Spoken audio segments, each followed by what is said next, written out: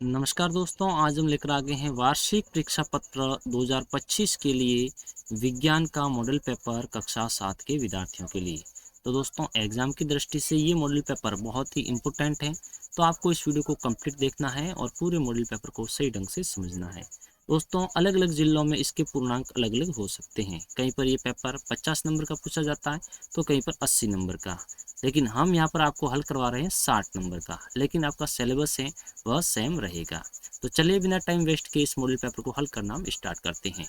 तो दोस्तों, question number है फर्स्ट, जीवों को भोजन की आवश्यकता होती है। फॉर एग्जाम्पल, आप भी एक जीव हो तो आपको भोजन की जरूरत क्यों पड़ती है? वृद्धि के लिए, ऊर्जा के लिए, शरीर की मरम्मत के लिए। तो अ, ब और स तीनों ऑप्शन राइट हो जाएंगे, तो हमारा राइट ऑप्शन हो जाएगा द, ये सभी। आपको वृद्धि भी चाहिए, ऊर्जा भी चाहिए और शरीर की मरम्मत भी चाहिए। तो ये सब कहाँ से पूर्ति होती है? भोजन से। तो हमारा ऑप्शन नंबर द राइट हो जाएगा, ये सभी यानी उपयुक्त सभी। सेकंड क्वेश्चन है, मानव शरीर का सामान्य तापमान कितना होता है? फ़ारेनहाइट में आपको बताना है। तो मानव शरीर का सामान्य तापमान 97 फ़ारेनहाइट होता है, यानी सामान्य तापमान 98.6 डिग्री फ़ारेनहाइट होता है, यानी 97 भी राइट हो जाएगा। और यदि सेल्सियस की बात करें तो मनुष्य का 37 डिग्री सेल्सियस तापमान होता है उसके शरीर का। क्वेश्चन नंबर है थर्ड, हमारे भोजन के संघटक हैं वसा, प्रोटीन, कार्बोहाइड्रेट या उपयुक्त सभी। तो हमारे ऑप्शन इसमें भी द राइट हो जाएगा, उपयुक्त सभी। हमारे भोजन के संघटक वसा, प्रोटीन, कार्बोहाइड्रेट ये तीनों रहेंगे। उसके बाद में है चौथा क्वेश्चन, निम्नलिखित में से किसमें अम्ल उपस्थित होता है? अम्ल किसमें होता है? आंवला, साबुन, खाने का सोडा या वॉशिंग पाउडर। तो option number a is the correct answer, आंवला के अंदर अम्ल पाया जाता है। उसके बाद में है पांचवा क्वेश्चन, अत्यधिक व्यायाम करने से पेशियों में ऐंठन बनने का कारण है क्या? ऐंठन, ठीक है ना, ऐंठन बन जाती है तो वो किस कारण से ये होता है? तो उसमें लैक्टिक अम्ल जो होता है ना वह एकत्रित हो जाता है। तो ऑप्शन नंबर हमारा राइट हो जाएगा, स ऑप्शन राइट हो जाएगा, लैक्टिक एकत्र हो जाता है, यानी लैक्टिक है वो क्या है? एक अम्ल है। उसके बाद में क्वेश्चन नंबर है से, जंग लगने के लिए आवश्यक है। जंग क्यों लगता है? तो नमी होती है, वायु होती है, इन दोनों का जब मिश्रण होता है, नमी भी होगी और वायु भी होगी, तब जाकर जंग लगता है, यानी ऑप्शन नंबर स राइट हो जाएगा, ये दोनों। उसके बाद में क्वेश्चन नंबर 7, हमारे हृदय में कक्षों की संख्या होती है। तो हमारे हृदय में कुल कक्ष कितने होते हैं? 4 होते हैं। Option number the is the right answer. Question number है 8, पादप का जनन भाग होता है उसका, पादप होता है उसका कौन सा भाग जनन भाग कहलाता है? तो वो पुष्प होता है। ऑप्शन नंबर हमारा राइट हो जाएगा, द पुष्प। उसके बाद में है 9वां क्वेश्चन, रिक्त स्थानों की पूर्ति कीजिए। दोस्तों, यदि आप इस मॉडल पेपर की पीडीएफ प्राप्त करना चाहते हैं तो आप हमारे टेलीग्राम चैनल को ज्वाइन कर लेना, जिसका लिंक आपको इसी वीडियो के डिस्क्रिप्शन बॉक्स में मिल जाएगा। और हमने प्रत्येक विषय के 10-10 बहुत ही इंपॉर्टेंट मॉडल पेपर तैयार किए हैं। यदि आपने उन्हें नहीं देखा है तो आप हमारे यूट्यूब चैनल पर जाकर प्ले लिस्ट चेक कर सकते हो। तो चलिए आगे के क्वेश्चन पर चलते हैं।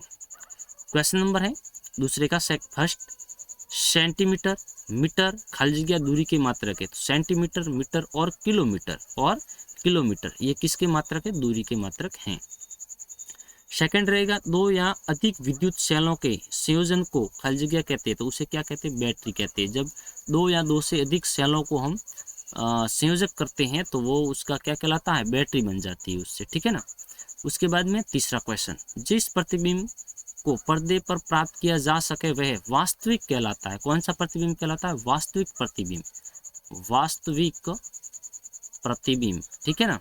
और जो प्रतिबिंब होता है उसे हम पर्दे पर प्राप्त नहीं कर सकते, उसे हम आभासी प्रतिबिंब कहते हैं। क्वेश्चन नंबर है चौथा, शाक वन में खाली जगह परत बनाते। तो शाक होते हैं वो वन में कैसी परत बनाते हैं? तो वो ऊपरी परत बनाते हैं, जिसे हम सतही परत कहते हैं। क्या कहते हैं? सतही परत। नेक्स्ट क्वेश्चन रहेगा पांचवा, शुष्क खाली जगह का उपयोग खाद के रूप में होता है। तो शुष्क खाद का उपयोग होता है तो वो गोबर से होता है। किससे होता है? गोबर से। शुष्क गोबर का उपयोग खाद के रूप में होता है। उसके बाद में आगे का क्वेश्चन रहेगा दोस्तों, गलती से यहाँ पर 10 हो गए हैं। निम्नलिखित वाक्यों में से सत्य या असत्य की पहचान करो। आपको सत्य या असत्य की पहचान करनी है। तो यहाँ पर फर्स्ट रहेगा हमारा, वनों में सूक्ष्म जीवों की भी महत्वपूर्ण भूमिका होती है। जो वन होते हैं उसमें सूक्ष्म जीव होते हैं, उनकी भी अहम भूमिका होती है, तो ये बात इसकी सत्य रहेगी। उसके बाद में सेकंड क्वेश्चन है, अवतल लेंस सदैव आभासी, ठीक है, ये गलत हो गया, आभासी प्रतिबिंब बनाता है, तो ये बात इसकी असत्य हो जाएगी। ठीक है, ऑप्शन नंबर हमारा ये असत्य है, इसके ऊपर राइट लगाएंगे हम। नेक्स्ट हमारा जो क्वेश्चन रहेगा तीसरा, विद्युत घंटी में विद्युत चुंबक होता है, बिल्कुल राइट है। जब विद्युत घंटी होती है उसके अंदर विद्युत चुंबक लगा हुआ होता है, और चुंबक के दो टर्मिनल होते हैं, आप जानते ही हैं, एक तो उत्तर और एक होता है दक्षिण, यानी उनको एन और एस से दर्शाते हैं। उसके बाद में चौथा क्वेश्चन 10वें का चौथा क्वेश्चन है, क्योंकि 8 क्वेश्चन हमारे 8 या 9 क्वेश्चन पहले हो चुके हैं अवशब्द वाले बहुवैकल्पिक क्वेश्चन, और उसके बाद में हमारा 9वां क्वेश्चन रहा है रिक्त स्थानों से संबंधित, और 10वां क्वेश्चन है हमारे सत्य असत्य से संबंधित। तो आम, सेब और संतरा रसीले फल है, बिल्कुल राइट बात है। आम, सेब और संतरा है वो कैसे फल है? रसीले फल है, तो ये बात इसकी सत्य हो जाएगी। और विद्युत घंटी में विद्युत चुंबक लगी हुई है होती है, तो ये भी बात इसकी राइट है। उसके बाद का क्वेश्चन है, मछलियों में श्वसन के लिए फेफड़े होते हैं, आपको पता है मछलियों में श्वसन के लिए फेफड़े नहीं होते हैं, ठीक है, तो ये बात इसकी असत्य हो जाएगी। मछलियाँ होती हैं वो अपना श्वसन क्रिया ग्लफ्ड़ों के सहायता से करती हैं। उसके बाद में 11वां क्वेश्चन, जो कॉलम अ को कॉलम ब से आपको मिलान करना है, तो इसका अ रह जाएगा बर्फ का पिघलना। बर्फ का जो पिघलना है वह कौन सी क्रिया है? तो वह भौतिक परिवर्तन है। कौन सा परिवर्तन है? भौतिक परिवर्तन। सोने का जो पानी होता है वह कैसा होता है? क्षारक होता है, ठीक है ना। उसके बाद में चींटी का जो डंक होता है उसके अंदर एक अम्ल होता है, ठीक है, उस अम्ल का नाम आपको हमें कमेंट करके बताना है, लेकिन चींटी के डंक में एक अम्ल होता है, ठीक है।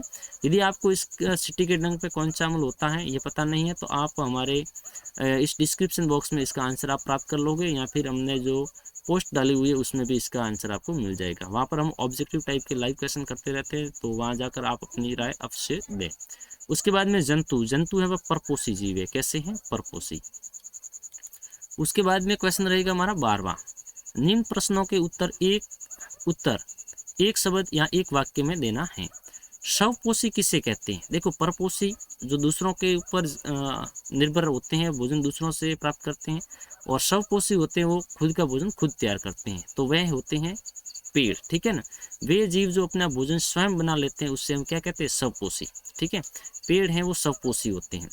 दूसरा क्वेश्चन रहेगा, एक वयस्क व्यक्ति में दांतों की संख्या कितनी होती है? तो एक वयस्क व्यक्ति होता है उसके अंदर दांतों की संख्या होती है 32, लेकिन अभी यदि आप 7वीं कक्षा में पढ़ रहे तो आपके दांतों की संख्या होगी 28। जब आपकी एज 20 ईयर्स से प्लस होने लगेगी तब आपके 4 दांत और उगेंगे, तब आपके दांत होंगे 32। मेरे अभी 32 दांत है और आपके हैं 28। सही ढंग से पढ़ाई करना, नहीं तो 28 है, इनमें से भी मैं 2 कम कर दूंगा। उसके बाद का क्वेश्चन है, सूर्य में हमें ऊष्मा कैसे प्राप्त होती है? तो सूर्य से हमें ऊष्मा कैसे प्राप्त होती है? तो वो किरणों के माध्यम से। किसके माध्यम से? किरणों के माध्यम से। तो इसका आंसर हो जाएगा विकिरण के माध्यम से सूर्य से हमें ऊर्जा प्राप्त होती है। उसके बाद का क्वेश्चन रहेगा, कागज का फाड़ जाना कौन सी अभिक्रिया? यदि कागज को आप फाड़ते हो तो वो कौन सी अभिक्रिया होती है? वह उसकी भौतिक अभिक्रिया है। कौन सी अभिक्रिया है? भौतिक अभिक्रिया। एक होती है भौतिक अभिक्रिया और एक होती है रासायनिक अभिक्रिया, ठीक है ना। उसके बाद में है 5वां क्वेश्चन, क्या हम जल में जीवित रह सकते हैं? आप बताना है आपको हमें कमेंट करके। मैं तो जल में जीवित नहीं रह सकता, ठीक है ना। आप यदि रह सकते हैं तो कमेंट करके बता दो। 13वां क्वेश्चन, निम्न प्रश्नों के उत्तर विस्तार से दीजिए। परजीवी और मृत जीवी में अंतर स्पष्ट कीजिए। तो परजीवी होते हैं ये अपना भोजन दूसरे जीवों से प्राप्त करते हैं। अधिकांश परजीवी जो पोषक होता है ना, पोषक जीव के अंदर या ऊपर रहते हैं, और मृत जीव ये अपना भोजन सड़े गले पदार्थों से प्राप्त करते हैं और ये सड़े गले पदार्थों पर ही रहते हैं। उसके बाद का क्वेश्चन हमारा रहेगा, स्वच्छता और रोग के बीच संबंध को समझाइए। तो देखो, गंदगी के कारण रोग फैलते हैं, लेकिन साफ व स्वस्थ शरीर से रोगाणु दूर रहते हैं। जहाँ स्वच्छता नहीं होती वहाँ रोग होते हैं, और जहाँ स्वच्छता होती है वहाँ रोग नहीं होते। तो ये इसके दोनों के एक दो उदाहरण हो गए हैं। उसके बाद में हमारा क्वेश्चन नंबर रहेगा 3rd, उत्तल व अवतल लेंस में अंतर बताइए। ये इंपॉर्टेंट क्वेश्चन है, एग्जाम में अक्सर पूछा जाता है।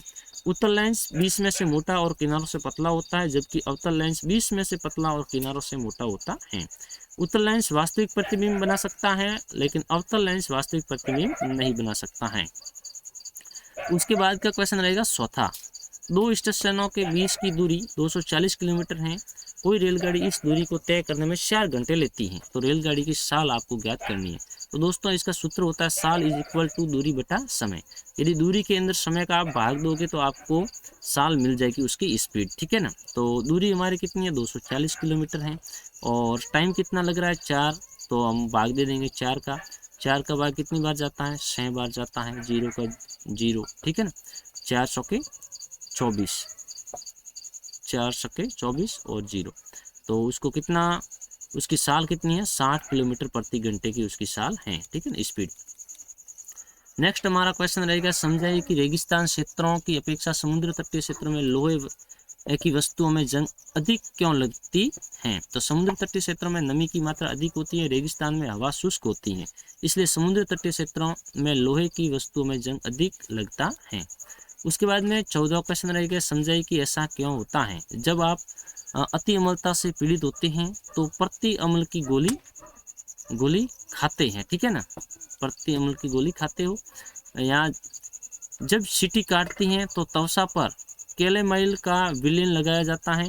कारखानों के अपशिष्ट को जलाशयों में बहाने से पहले उससे उदासीन किया जाता है। तो इसका आंसर है दोस्तों, वीडियो को आपको पॉज कर लेना है और यहाँ से लगाकर यहाँ तक इसका आंसर है, आपको वीडियो को सही ढंग से पॉज करके ये आंसर इसके रीड कर लेने हैं। उसके बाद में क्वेश्चन नंबर रहेगा 15, स्थल समीर एवं समुद्र समीर का वर्णन कीजिए। यानी जो हवा होती है जो समुद्र से मरुस्थल की ओर, मरुस्थल से समुद्र की ओर चलती है ना, तो इसका कारण क्या है ये आपको वर्णन करना है। जो यहाँ से लगाकर इसका आंसर यहाँ तक दिया गया है, आपको सही ढंग से इनके कारणों को रीड कर लेना है। यहाँ से लगाते हुए ये यहाँ तक इसके आंसर रहेंगे। उसके बाद में 16वां क्वेश्चन, मानव पाचन तंत्र का नामांकित चित्र बनाइए। तो ये अपनी बुक के अंदर से मानव पाचन तंत्र का नामांकित चित्र है, उसको सही ढंग से आपको याद कर लेना है, बनाना भी सीख लेना है, ये एग्जाम की दृष्टि से बहुत इंपॉर्टेंट रहता है।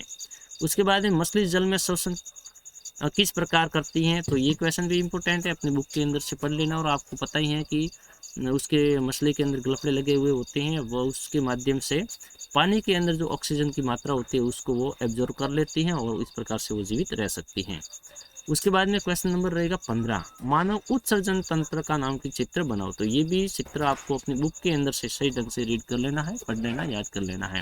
और मोर वीडियो के लिए आप हमारे इस YouTube channel Shri Vivek classes को सब्सक्राइब करें और PDF के लिए Telegram channel Shri Vivek classes को ज्वाइन करें। और इस वीडियो से यदि आपको कुछ सीखने को, एग्जाम की दृष्टि से ये बहुत इंपॉर्टेंट मॉडल पेपर था, यदि आपको ये वीडियो अच्छा लगा है तो वीडियो को लाइक करें, चैनल को सब्सक्राइब करें और अपने दोस्तों तक इस वीडियो को अवश्य शेयर करें। अब हम मिलेंगे किसी और वीडियो में, तब तक के लिए आप सभी को हमारी तरफ से दोस्तों जय हिंद, वंदे मातरम।